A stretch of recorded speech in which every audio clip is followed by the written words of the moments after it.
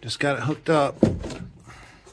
So far, so good.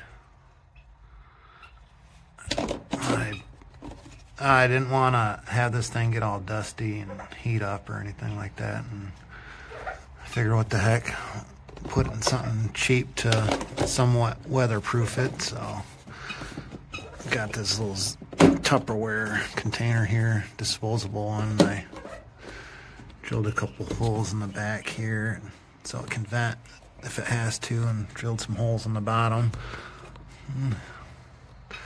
So far everything's working all right. We'll see how long it holds a charge. It's an older battery, so. Input, output is 0.63, output and auxiliary is 0.01. This unit is not working.